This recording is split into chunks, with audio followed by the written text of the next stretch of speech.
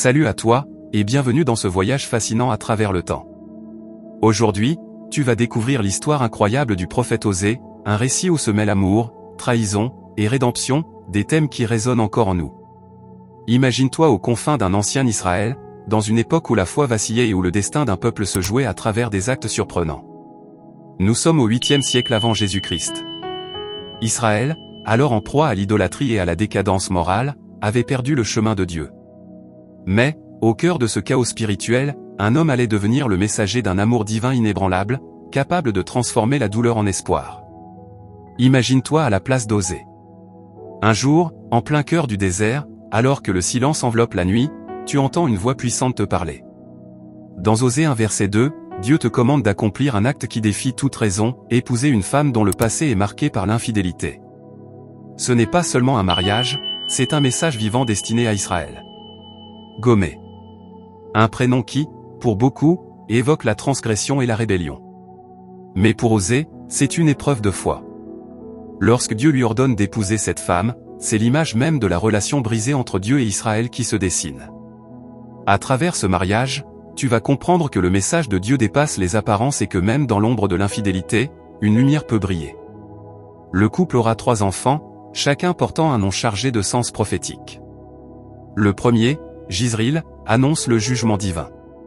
La fille, nommée Lo-Ruhamah qui signifie non-aimé, et le garçon, Lo-Ami qui veut dire pas mon peuple illustre le message dur que Dieu veut faire passer à Israël.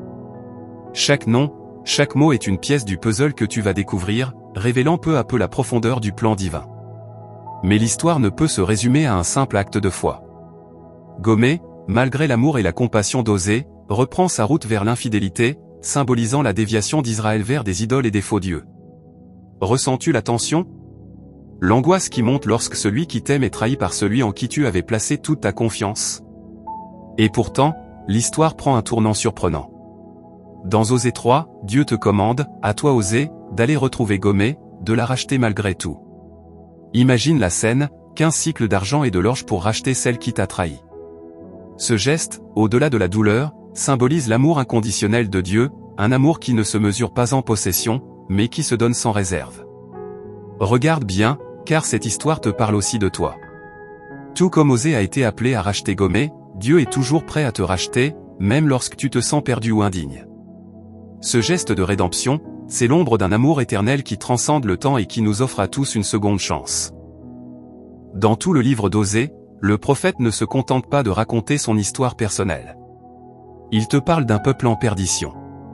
Israël, qui a oublié le Dieu vivant pour se perdre dans des rituels vains et des idoles, est sur le point de subir un jugement sévère. Écoute bien, mon peuple est détruit, faute de connaissance, Osée 4 verset 6. Ce n'est pas qu'un avertissement, c'est un appel vibrant à la repentance.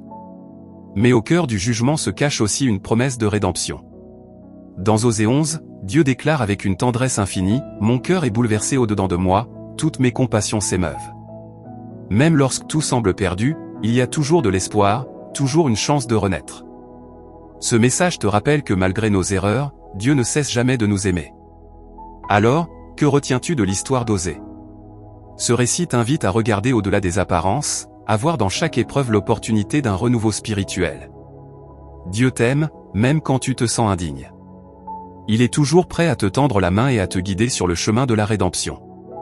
Maintenant, je te pose la question, es-tu prêt à répondre à cet appel?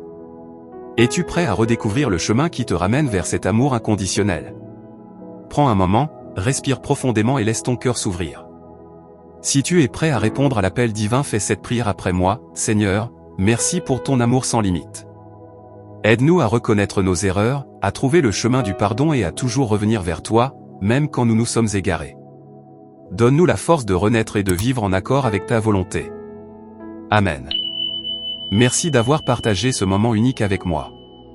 Si cette histoire t'a touché et t'a ouvert les yeux sur la profondeur de l'amour divin, n'hésite pas à la partager autour de toi. Abonne-toi pour découvrir d'autres récits inspirants, et souviens-toi toujours, peu importe la distance à laquelle tu te trouves, l'amour de Dieu est là pour te ramener à lui. À bientôt pour un nouveau voyage dans le temps et la foi.